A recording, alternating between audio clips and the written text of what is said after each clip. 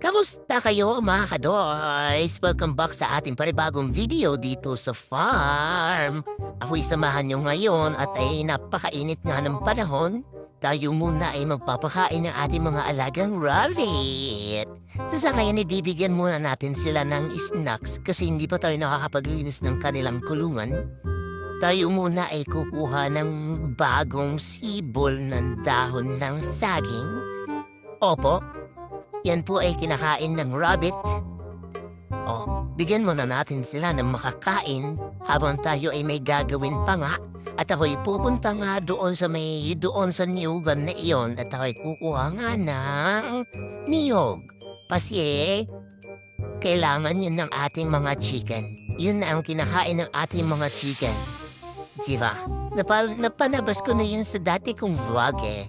Yung binibigay ko kasi sa ating chicken tinadtad na niyog. So ito na nga ang itsura dito sa atin. At tayo ay naghahanap na nga ng niyog. Ayun nakita na ako. Isa dyan. So alug-alugin lang natin. At meron pa nga isa pa dito. Ayan. So paano nga malalaman natin kung okay yung ating niyog? Siyempre alug-alugin lang natin kung yun ay may tubig. Yon. Okay pa yon. So, itsalan natin dito ang ating niyog. Kukuhin natin yan mamaya. At ay pupunta pa nga dun sa isa pang niyog. Medyo masukal na nga mga kadoys at ay hindi pa nakakapaglinis dito sa ating farm. At yun, malapit na tayo sa ating paparoonan. At mamaya-maya pa nga may nakita pa akong isa pang niyog. So tayo ay nakakatatlo ng niyog sa ngayon. At masasabi ko ito ay hindi tipikal na kakaunti. So ito nga pala mga kadris yung tinanim namin ni asawang mangga. Di ba? Nandiyan pa yung aso ko. Ako hindi iniiwan ng mga aso. Itsa muna natin ulit doon sa baba at pupulutin lang natin ulit yon. So tayo ay maghahanap pa, no? Iikot muna tayo dito sa kapinyahan at medyo nga naman masukal nga naman talaga dito. At yun na nga ay man nakita pa tayo isa pang niyog. So sa ngayon masasabi ko kakaunti ang niyog natin ngayon gawa ng sadyang kakaunti ang niyog ngayon. So yun, ito yung mga saging na bagong tanim namin, nandun pa banda dun. Bagong tanim namin ni asawa yan. Kasi ito yung mga pinya, bagong tanim din yan. So hindi pa kami nakakapaglinis nga dito masyado kasi nga iniiwasan namin masagi ang mga ube. So sa ngayon, ang gagawin ko na lang ako na lang mangunguha na lang ng panggatong. Kasi sayang nga naman itong mga kahoy na to kung yun hindi natin magamit sa ating pagluto. Diba?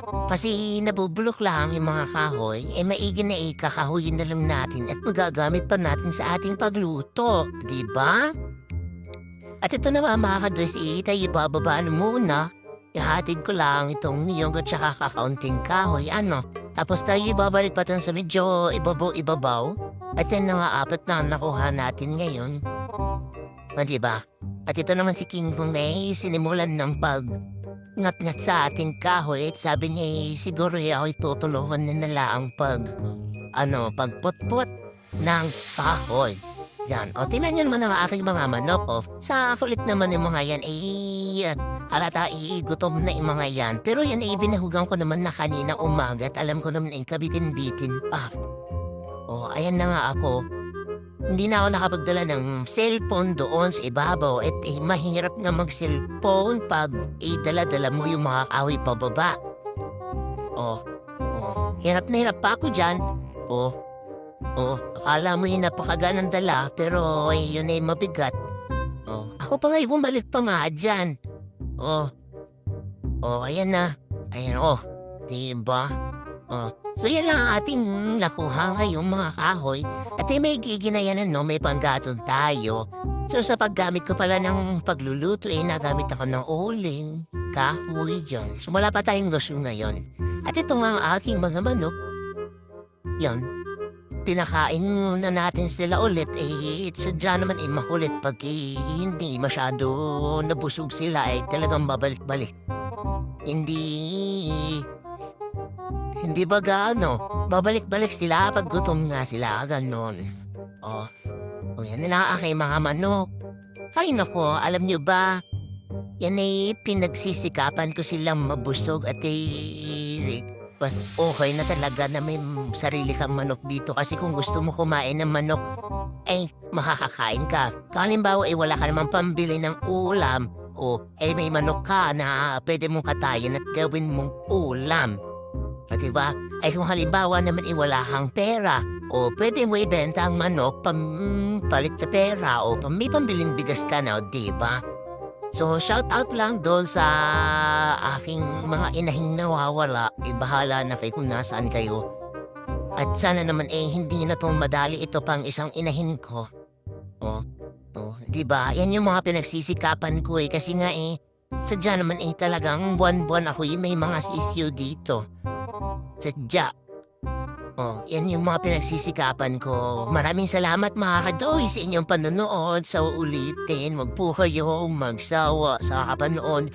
Pa-subscribe na rin mga kadoy sa ating YouTube channel. Pa-like na rin po. Maraming salamat. Bye-bye!